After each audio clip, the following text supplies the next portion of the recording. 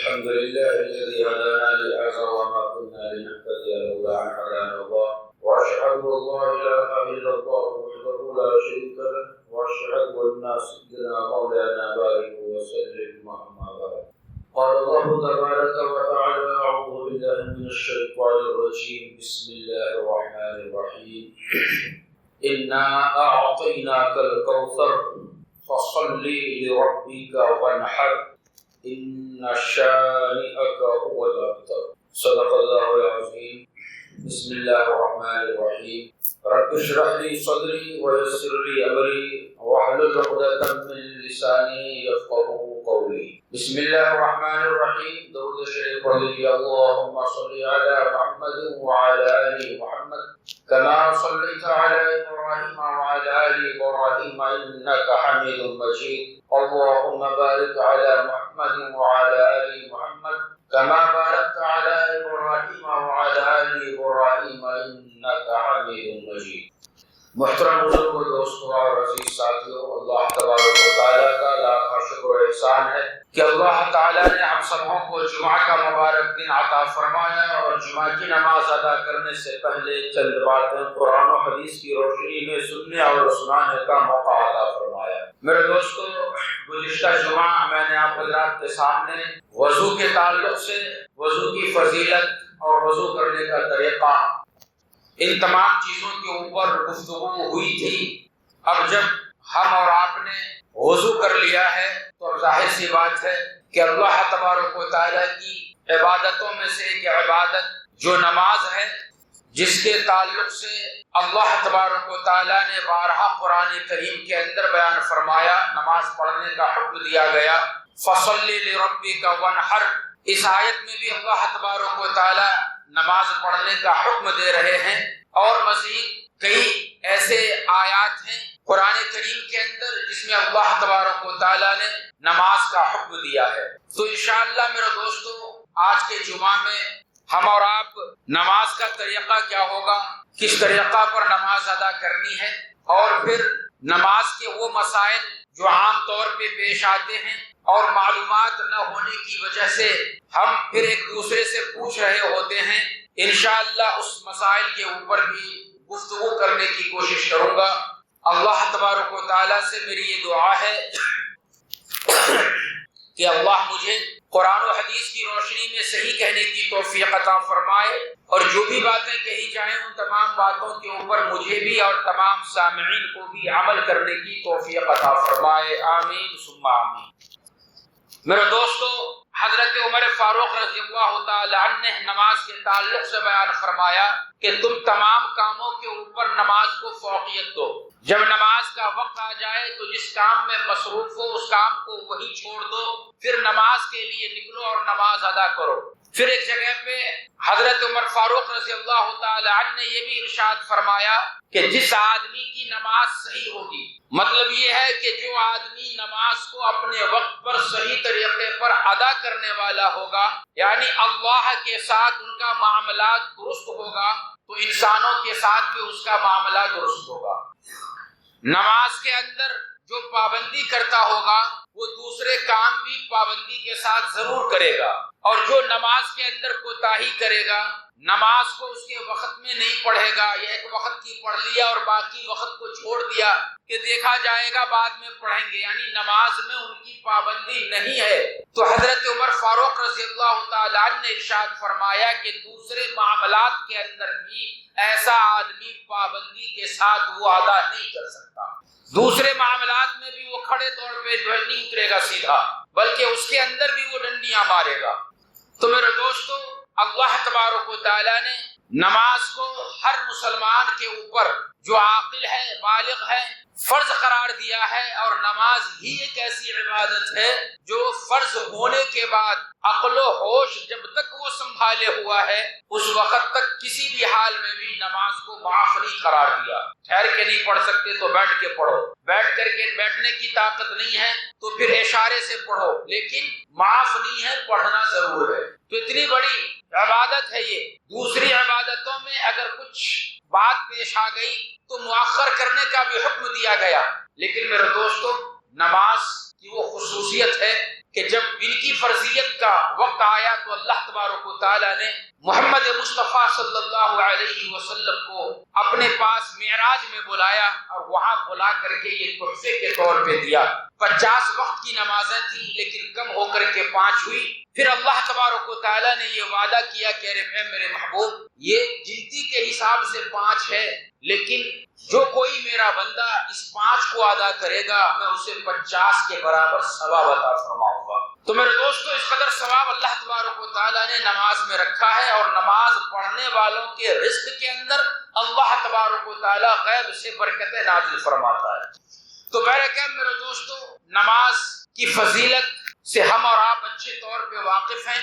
اللہ ہم سبوں کو پورے 5 وقت نماز پڑھنے کی توفیق عطا فرمائے اور حالات کو بھی نماز پڑھنے والا ہم سبوں کے لیے بنائے، آمین ثم آمین۔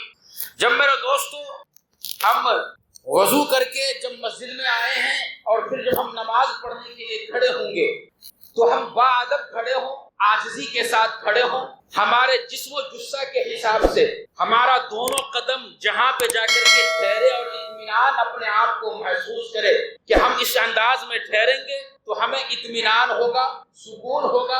اس حساب سے آپ اپنے پاؤں کو، دونوں پاؤں کو سیٹ کر لیجئے قبلے کی طرف۔ پھر اس کے بعد آپ کھڑے ہو جائیے، اور کھڑے ہونے کے بعد انی وجہت وجہیہ للذی فطر السماوات والارض حنیفا وما انا من المشرکین۔ اگر یاد نہیں ہے تو پھر یاد کر لیجئے، یہ پڑھیے، نیت کریے، اور نیت کرنے کے بعد تکبیر تحریمہ ہمیں کہنا ہے۔ یاد رکھیے یہ تکبیر تحریمہ جو ہے یہ فرض ہے۔ نماز کے اندر 2 طرح کی تکبیریں ہوتی ہیں، ایک تکبیر ہے تکبیر تحریمہ اور ایک تکبیر ہے تکبیر انتقال۔ تکبیر تحریمہ اسے کہا جاتا ہے کہ نماز کی پہلی تکبیر، اس میں آپ نے اپنے ہاتھ کو کانوں تک اٹھانا ہے۔ اگر عورت ہیں تو اسے کانوں تک اٹھانے کی ضرورت نہیں ہے، بلکہ وہ اپنے سینے تک اس طریقہ پر ہاتھ کو اٹھائیں گی اور اپنے سینے کے اوپر ہاتھ اس طریقہ پر عورتیں باندھیں گی۔ لیکن جو مرد حضرات ہیں تو ان کے لیے یہ طریقہ ہے سنت طریقہ۔ 3 طرح کی حدیث اس کے اندر ہے، ایک ہے سینے تک ہاتھ کا اٹھانا، دوسرا کاندھے تک اٹھانا، اور تیسرا ہے کان کے لو کے برابر میں اٹھانا۔ تو اب اگر ہم اور آپ کان کے لو کے برابر میں اپنے ہاتھ کو اٹھاتے ہیں تو تینوں حدیث کے اوپر عمل ہو جائے گا۔ کیا ہوگا؟ تینوں حدیث کے اوپر عمل ہو جائے گا کہ کان کے لو تک اٹھائیں گے تو ایک حدیث کان کے لو تک اٹھانا، اس پہ بھی عمل ہوا، دوسری حدیث کاندھے تک اٹھانا ہے تو اس کے اوپر بھی عمل ہو گیا، اور تیسرا سینے تک اٹھانا ہے تو اس کے اوپر بھی عمل ہو گیا۔ تو جب ہم تکبیر تحریمہ کہہ رہے ہوں تو ہمارے اپنے اس ہاتھ کو چاہیے کہ ہم ہاتھ کی انگلی کو مکمل طور پہ یوں سیدھا رکھیں اور سیدھی رکھیں، اور یہ ہتھیلی مکمل طور پہ قبلے کی طرف ہو، اور یہ ضروری نہیں ہے کہ ہمارا انگوٹھا کان کو اس طریقہ پر وہ ٹچ کرے۔ کان کو ٹچ کرنا اپنے ہاتھ کے انگوٹھے سے یہ کوئی ضروری نہیں ہے۔ نبی کریم صلی اللہ علیہ وسلم نے ارشاد فرمایا کہ آپ کو ہاتھ اپنے کان کے لو تک اٹھانا ہے، ٹچ کرنا کوئی ضروری نہیں ہے۔ چنانچہ اس طریقہ پر ہم ایسا اٹھائیں گے اور پھر اس کے بعد اللہ اکبر پر کہتے ہوئے ہمیں ہاتھ کو باندھ لینا ہے۔ بعض لوگوں کی عادت ہے کہ وہ ہاتھ کو قبلہ کی طرف کرتے نہیں، اپنے ہاتھ کو یوں ٹیڑھا کر کے یوں کان اس طریقہ پر پکڑتے ہیں، اللہ اکبر کہہ کر کے یوں باندھ لیتے ہیں، یا ہاتھ کی انگلی کو مکمل کھولتے نہیں، یوں ایسا کرتے ہیں، اور سانپ کا جو وہ پھن جو مارتا ہے نا، سانپ غصے میں آ کر کے یوں اپنے ہاتھ کو رکھتے ہیں، دونوں ہاتھ کو یوں ایسا کر کے پھر نیت باندھتے ہیں۔ یہ طریقہ صحیح نہیں ہے۔ سنت طریقہ نبی کریم صلی اللہ علیہ وسلم نے ہمیں بتلا دیا، اپنے ہاتھ کے ہتھیلی کو قبلے کی طرف اس طریقہ پر رکھنا ہے، کانوں تک اٹھانا ہے، کان کو ٹچ کرنا ضروری نہیں ہے، یاد رکھیے۔ پھر اس کے بعد اللہ اکبر کہتے ہوئے ناف کے نیچے اپنے اس ہاتھ کو بائیں ہاتھ کے اوپر اس طریقہ پر رکھنا ہے، یہ انگوٹھا اور چھوٹی انگلی سے اس کلائی کو یوں مضبوطی سے پکڑ لینا ہے، یہ جو 3 انگلیاں ہیں وہ 3 انگلی ہاتھ کے پشت کے اوپر یوں رکھنا ہے اور اس طریقہ پر یوں باندھ لینا ہے۔ حنفی مسلک کے حساب سے یہ مسئلہ بتلایا میں نے، لیکن کوئی شافعی المسلک ہے اور اپنے پاس الحمدللہ اہل حدیث حضرات بھی آتے ہیں، تو ان کا مسلک یہ ہے کہ وہ اپنے سینے کے اوپر یوں اس طریقہ پر ہاتھ رکھتے ہیں۔ تو میں یہاں پہ ایک مسئلہ میں خلاصہ کر دینا چاہتا ہوں کہ مسلکی اعتبار سے ہم کسی بھی مسلک کو فالو کرنے والے ہوں، لیکن ہم سب کے سب مسلمان ہیں الحمدللہ۔ نبی کریم صلی اللہ علیہ وسلم کے اوپر ہمارا ایمان ہے قرآن مقدس کے اوپر ہمارا ایمان ہے، لہذا اس حساب سے ہمیں کسی بھی مسلک کے اوپر کوئی انگشت نمائی نہیں کرنی ہے، کوئی اختلاف نہیں کرنا ہے۔ وہ اگر سینے پہ ہاتھ باندھ رہے ہیں انہیں مبارک ہو، ہم ناف کے نیچے باندھتے ہیں یہ ہمیں مبارک ہو۔ ہمیں ذرہ برابر ان مسئلوں کے اندر الجھنا نہیں ہے۔ ان مسئلوں میں الجھنے سے صرف اختلاف کا بڑھاوا ہوتا ہے، انتشار پیدا ہوتا ہے، اس کے علاوہ کچھ فائدہ نہیں ہوتا۔ اس واسطے ہمیں ان اختلافی مسئلوں کے اندر پڑھنا نہیں ہے۔ آپ حنفی المسلک ہیں تو اس مسلک کے حساب سے اس علماء کرام سے آپ رابطہ قائم کیجئے، اور نماز پڑھنے کا کیا طریقہ ہے آپ اسے سنیے، سمجھیے اور عمل کرنے کی کوشش کیجیے۔ میرے کیا میرے دوستو، جب تکبیر تحریمہ کہہ لیے، اب تکبیر تحریمہ کہنے کے بعد ہم نے اللہ اکبر کہہ کر کے ہاتھ کو یوں باندھا، اکبر کہتے ہوئے ہمیں ہاتھ مکمل طور پہ یوں باندھ لینا ہے۔ اب جب آپ مقتدی بن کر کے نماز پڑھ رہے ہیں تو آپ نے امام کی اقتداء کرنی ہے۔ یہ نہیں ہے کہ بھائی ہمیں تو معلوم ہی اب امام صلی اللہ اکبر کہیں گے چلو پہلے سے اللہ اکبر کہہ کر کے ہاتھ باندھ لیں۔ اگر کوئی بھی نقل و حرکت جماعت سے آپ نماز پڑھ رہے ہیں اور امام سے پہلے اگر آپ نے کسی بھی ارکان کو ادا کر دیا تو یاد رکھیے آپ کی نماز نہیں ہوگی۔ اس مسئلے کو آپ یاد رکھیے۔ اس لیے ہر چیز نقل و حرکت امام صاحب کے بعد ہماری ہوگی۔ بسا اوقات آدمی قیام میں جو ہے قیام میں کھڑا ہوتا ہے اور نظر امام صاحب کے اوپر ہوتی ہے، ان کی نقل و حرکت کے اوپر، ابھی وہ اللہ اوپر کہہ کر کے رکوع میں مکمل گئے بھی نہیں ہیں کہ یہ پیچھے سے دیکھتے ہوئے فوراً رکوع میں چلے جاتے ہیں، یا پھر رکوع سے اٹھنے کے بعد ابھی امام صاحب نے تکبیر بھی شروع نہیں کی سجدے کے اندر جانے کے لیے کہ پیچھے سے مقتدی پہلے سے سجدے میں چلے جاتے ہیں۔ تو یہ امام کی اقتداء ہرگز نہیں ہوئی۔ اگر آپ نماز کے اندر ہر ایک رکن کو امام سے پہلے ادا کر رہے ہو تو پھر آپ کی نماز نہیں ہوگی، اثر نو پھر سے آپ کو نماز ادا کرنی پڑے گی۔ تو تکبیر تحریمہ یہ ہو گیا۔ ایک ہے تکبیر انتقال نماز کے اندر، تکبیر تحریمہ یہ فرض ہے اور تکبیر انتقال یہ سنت ہے۔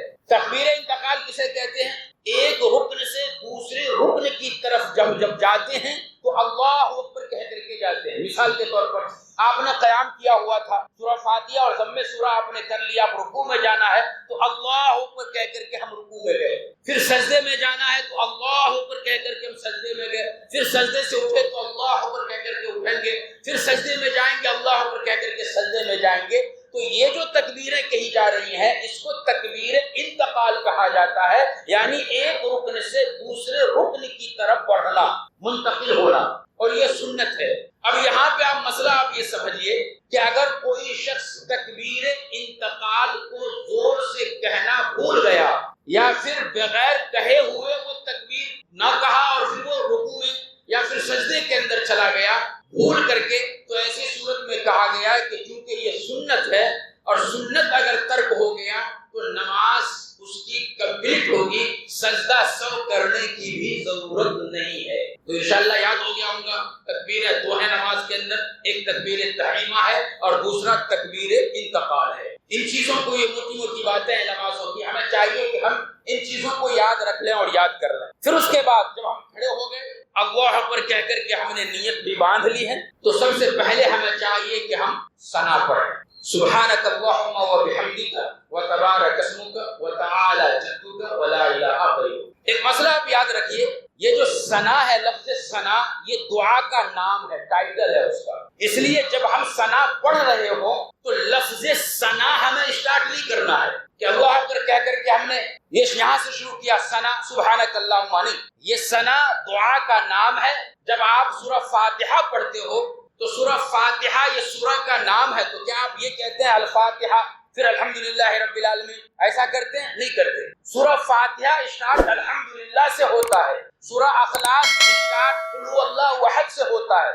تو آپ جب نماز میں اس سورہ کو پڑھتے ہو تو یہ ہرگز نہیں کہتے سورہ اخلاص قل هو اللہ احد، ایسا نہیں کہتے۔ تو اسی طریقہ پر ہمیں چاہیے کہ جب ہم ثنا پڑھ رہے ہیں تو ثنا یہ دعا جہاں سے اسٹارٹ ہو رہا ہے وہاں سے ہم پڑھنا شروع کریں، لفظ ثنا کو ہرگز ہم نہ کہیں۔ کئی لوگ ثنا پڑھنے وقت میں ثنا بول کر کے پھر اس کے بعد آگے دعا اسٹارٹ کرتے ہیں، تو اس کے بارے میں ہم احتیاط کریں۔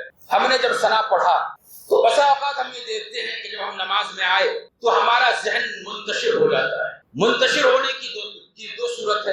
ایک تو یہ ہے کہ خود بخود ہمارے ذہنوں کے اندر کئی خیالات آ گئے، اور ایک ایسا ہوتا ہے کہ ہم نے خیالات کو جان بوجھ کر کے لایا. یہ دونوں میں فرق ہے. خود بخود اگر ذہن کے اندر خیالات آ گئے تو جب ہم نماز میں پڑھے جانے والے اذکار کے اوپر غور و فکر کریں گے تو انشاءاللہ ہمارا ذہن مکمل طور پہ پرسکون ہوگا، اور دماغ کے اندر جو بھی خیالات آئے ہوئے ہیں انشاءاللہ پڑھے گئے اذکار پہ غور و فکر کرنے کی وجہ سے وہ خیالات انشاءاللہ ختم ہو جائیں گے. لیکن دوران نماز جن خیالات کو دعوت دے کر کے بلایا گیا ہو، از خود نہیں بلکہ خود سے جس کو لایا گیا ہو جان بوجھ کر کے، تو میرے بھائی ان کا علاج کچھ بھی نہیں ہے. ایک دفعہ ایک نماز، عشاء کی نماز میں امام صاحب 3 رکعت پہ سلام پھیر دیے. لوگوں کو بھی خیال نہیں رہا. دوسرے دن اب لوگ یاد کر رہے ہیں کہ بھائی پہلے گزشتہ رات جو عشاء کی نماز ہم نے ادا کی وہ 3 ہی رکعت امام صاحب نے پڑھائی. لوگوں میں اختلاف ہو گیا، آدھے امام صاحب کے ساتھ ہو گئے اور آدھے نہیں بھائی 4 رکعت ہوئی ہے، آدھوں نے کہا کہ نہیں 3 ہی رکعت ہوئی ہے. تو ایک صاحب کا انتظار کرنے لگے کہ بھائی وہ صاحب روز عشاء کی نماز میں آتے ہیں اور تکبیر اولیٰ سے پڑھتے ہیں، انہیں آ جانے تو ان سے ہم پوچھیں گے. وہ آگے بیچارے اتفاق سے ان سے پوچھا گیا کہ بھائی کل عشاء کی نماز کتنی رکعت ہوئی تھی؟ تو اس نے دماغ پہ زور ڈالا اور کہا کہ 3 رکعت ہوئی تھی. کہا بھائی آپ کے پاس کوئی پروف ہے اس کے بارے میں؟ کہا کہاں ہے؟ کہا کہ کیا پروف ہے؟ تو اس نے کہا کہ الحمدللہ ہمارے پاس 4 دکان ہیں. الحمدللہ ہمارے پاس 4 دکان ہے. میں بھی اب تک سوچ رہا تھا کہ 3 ہی دکان کا میں نے حساب کیا تھا کہ امام صاحب نے سلام پھیر دیا، 4تھی دکان ابھی تک باقی ہے حساب کرنے کے لیے. تو یہ میرا پروف ہے کہ 3 ہی رکعت ہوئی تھی اور اس کے اوپر سلام پھیر دیا. تو یہ خیالات جو ہمارے دماغ میں آیا ہم نے جان بوجھ کر کے لایا ہے. اب جب ہم جان بوجھ کر کے ان خیالاتوں کو لا رہے ہیں کہ دکان کا حساب نماز میں ہی کرنا ہے، کسی کو قرض دینا ہے تو نماز میں ہی سوچنا ہے، کسی سے لینا ہے تو نماز میں ہی سوچنا ہے، تو میرے بھائی یہ نماز کی بے حرمتی ہے. جب ہم ثنا پڑھ رہے ہیں تو اس کے اندر ہم اللہ تبارک و تعالیٰ کی تعریف بیان کر رہے ہیں. سبحانک اللہم، کہ اللہ کی ذات مکمل طور پہ ہر عیب سے پاک ہے. اب جو ذات مکمل طور پر عیب سے پاک ہو، اس پاک پروردگار کے سامنے ہم اور آپ حالت نماز میں کھڑے ہو رہے ہیں تو اللہ کا خیال ہمیں آنا چاہیے جو مکمل طور پہ بے عیب ہے، بے داغ ہے جو ذات، ان کا ہمیں خیال آنا چاہیے. ان کا خیال نہ لا کر کے ہم دوسری چیزوں کا خیال لا رہے ہیں تو یہ نماز کی بھی بے حرمتی ہے، اور نعوذ باللہ من ذالک اللہ تبارک و تعالیٰ کی ذات کی بھی بے حرمتی ہے. اس واسطے ہمیں چاہیے کہ جب ہم ثنا پڑھ رہے ہیں تو ایسی صورت میں ہمیں چاہیے کہ ہم ان کے میننگ کو ہم ذرا سمجھیں اور وہ غور و فکر کریں کہ بھئی اللہ تبارک و تعالیٰ کے سامنے ہم کھڑے ہیں، ہم دوسروں کا خیال کیوں کرنا. ہمیں چاہیے کہ ہم اللہ کو اپنے تصور میں لاتے ہیں. اگر اللہ ہمارے تصور میں نہیں آ رہا ہے تو کم سے کم بیت اللہ کا خیال تو ہمارے نظروں اور دماغ کے اندر تو ضرور آئے گا کہ بیت اللہ ایسا ہے، ہمیں وہاں پہنچنا ہے. الغرض اس طریقہ پر جب ہم خیال اپنے ذہنوں میں بیت اللہ کا شروع سے آخر تک لائیں گے تو ہمیں اس نماز کے اندر لطف بھی آئے گا، مزہ بھی آئے گا، اور ہمارا ذہن انشاءاللہ ادھر ادھر منتشر ہرگز نہیں ہوگا. تو کہا کیا؟ سبحانک اللہم، پاک ہے وہ ذات، سبحانک اللہم و بحمدک، تمام تعریف اللہ تبارک و تعالیٰ کے لیے. وتبارک اسمک، اور اللہ تبارک و تعالیٰ کا نام جو ہے وہ نہایت بابرکت نام ہے. وتعالی جدک، اور اللہ تبارک و تعالیٰ بہت ہی بلند، بہت ہی بزرگ، بہت ہی بلند مرتبہ ہے اللہ تبارک و تعالیٰ کا. جب اتنی زیادہ تعریف صرف اور صرف اللہ تبارک و تعالیٰ کی ہو رہی ہے تو کہا گیا ولا الہ غیرک، کہ اس کے علاوہ کوئی اس کے برابر ہے ہی نہیں جن کی تعریف کی جائے. اور نبی کریم صلی اللہ علیہ وسلم نے ارشاد بھی فرمایا کہ جب ہمیں کسی سے کچھ مانگنا ہو دنیا کے اندر بھی ہم ان کی تعریف کر رہے ہوتے ہیں، مسکا لگا رہے ہوتے ہیں کہ بھائی اس سے ہمیں کچھ لینا ہے، اتنا اس کے مسکا لگاؤ، اتنی تعریف کرو کہ جو ہم مانگنے جتنی مقدار میں ہم نے اس سے مانگنا ہے اس سے وہ بڑھ کر کے وہ خوش ہو کر کے دے دے. تو اللہ کے نبی نے کہا کہ تمہیں جب اللہ سے مانگنا ہے تو تمہیں بھی چاہیے کہ تم سب سے زیادہ اللہ تبارک و تعالیٰ کی تعریف کرو. اس لیے اللہ کے نبی نے کہا کہ جب تم دعا کر رہے ہو تو سب سے پہلے اللہ تبارک و تعالیٰ کی تعریف کرو، نبی کریم صلی اللہ علیہ وسلم کے اوپر درود بھیجو، پھر اس کے بعد جو ہے تم اللہ تبارک و تعالیٰ سے مانگو، اور پھر مانگنے کے بعد جب تم دعا کمپلیٹ کرنا چاہو تو تو پھر محمد عربی صلی اللہ علیہ وسلم کے اوپر درود شریف پڑھو اور بھیجو، تو ایسی صورت میں اللہ تبارک و تعالی مانگی گئی تمہاری دعا کو ضرور قبول فرمائے گا۔ اب میرے دوستو، یہ جو ثنا ہم اور آپ پڑھتے ہیں، نبی کریم صلی اللہ علیہ وسلم نے ارشاد فرمایا یہ جنتی کی بات کرنے کا طریقہ ہے، یہ کلام ہے ان کا۔ جب ہم اور آپ انشاءاللہ جنت میں جائیں گے اور ایک دوسرے سے جب جنت میں ملاقات کریں گے تو اس ملاقات کے وقت میں دنیا میں السلام علیکم کہہ کر کے ملاقات کرتے ہیں، یہ گفتگو ہماری ہوتی ہے، لیکن قربان جائیے جب ہم اور آپ جنت میں جائیں گے اور ایک دوسرے سے ملاقات ہوگی تو اس وقت میں ہم کہیں گے سبحانک اللہم سبحانک اللہم سبحانک اللہم۔ یہ جنتی کلام ہے جو جنتی ایک دوسرے سے ملنے کے وقت میں کرے گا۔ تو میرے دوستو، وہ کلام اللہ تبارک و تعالیٰ نے ہمیں نماز میں پڑھنے کا حکم دیا ہے، اور یہ تمام چیز پڑھنے کے بعد اگر ہمارا ذہن منتشر ہو رہا ہے تو پھر میرے دوستو ہمیں غور کرنا چاہیے اس کے اوپر۔ اب نماز کے اندر یہ ثنا کا پڑھنا جو ہے یہ سنت مؤکدہ ہے۔ اب یہاں پہ مسئلہ کو آپ سمجھیے کہ جب آپ امام کے پیچھے نماز پڑھ رہے ہیں، امام صاحب نے تکبیر تحریمہ کہہ کر کے نیت باندھی، تو ہمیں بھی چاہیے کہ ہم تکبیر تحریمہ کہہ کر کے نیت باندھ لیں۔ پھر اس کے بعد سب سے پہلا کام جو ہمارا ہوگا امام صاحب کے پیچھے مقتدیوں کا، وہ ثنا پڑھنا ہے۔ اب ثنا ہمیں اتنے اوقات میں پڑھ لینا ہے کہ امام صاحب قرأت شروع کر دے اس سے پہلے ہمیں ثنا کو کمپلیٹ کر لینا ہے۔ نماز کے اندر دو طرح کی نماز ہوتی ہے، ایک ہوتی ہے سری نماز اور ایک ہے جہری نماز۔ جہری نماز اسے کہا جاتا ہے جس میں امام صاحب قرآن کی تلاوت بآواز بلند کریں گے، فجر، مغرب اور عشاء کی نماز۔ تو اگر آپ جہری نماز کے اندر امام کے پیچھے نماز پڑھ رہے ہیں تو ایسی صورت میں آپ نے جب ثنا پڑھنا شروع کیا، ابھی آپ درمیان میں ہی ہے کہ امام صاحب نے قرأت شروع کر دیا۔ تو اب مسئلہ یہ ہے، اللہ تبارک و تعالیٰ نے قرآن کریم کے اندر ارشاد فرمایا وَإِذَا قُرِئَ الْقُرْآنُ فَاسْتَمِعُوا لَهُ وَانصِتُوا، کہ جب قرآن کریم کی تلاوت کی جائے تو ایسی صورت میں تم خاموش ہو جاؤ اور اس کی تلاوت کو سنو۔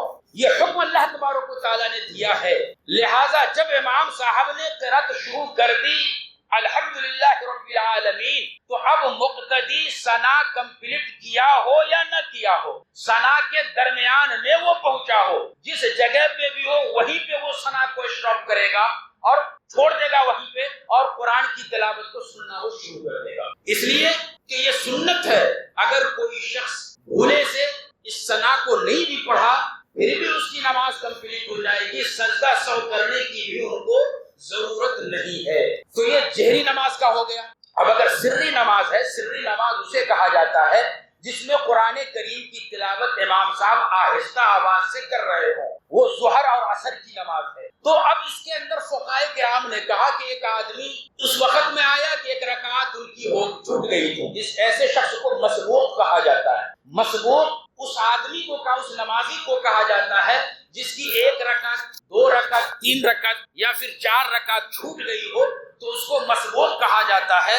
اب اگر مسبوق ہے وہ آیا تو اب وہ ثنا کب پڑھے گا؟ تو میرے دوستوں، وہ ثنا کے بارے میں اگر وہ آہستہ قرأت والی نماز ہے یا پھر جہری قرأت میں دو رکعت نکل چکی ہے، باقی جو دو رکعت امام صاحب کے ساتھ ہم پڑھ رہے ہیں، تو اب علماء کرام اور فقہائے کرام نے اختیار دیا ہے، چاہیں تو آپ جماعت میں شریک ہو کر کے ثنا کو پڑھ لیں، لیکن بہتر طریقہ فقہائے کرام نے کہا ہے کہ آپ ثنا کو اس وقت میں نہ پڑھیں، بلکہ جب آپ چھٹی ہوئی رکعتوں کو ادا کرنے کے لیے کھڑے ہوں گے امام صاحب کے نماز مکمل کر دینے کے بعد، تو اب سب سے پہلے آپ نے ثنا پڑھنا ہے، کیونکہ آپ کی ایک رکعت چھٹی ہو، دو رکعت چھٹی ہو، تین یا پھر چار رکعت چھوٹ گئی ہو، جب آپ کھڑے ہوں گے تو آپ نے پہلی رکعت سے شروع کرنا ہے کہ چھٹی اگر آپ کی دو رکعت ہے تو پہلے دو رکعت میں سے پہلی رکعت کے اندر ثنا پڑھا جاتا ہے، لہٰذا آپ نے ثنا پڑھنا ہے۔ تو وہاں پہ آپ کو ثنا پڑھنا ہے جن لوگوں کی رکعت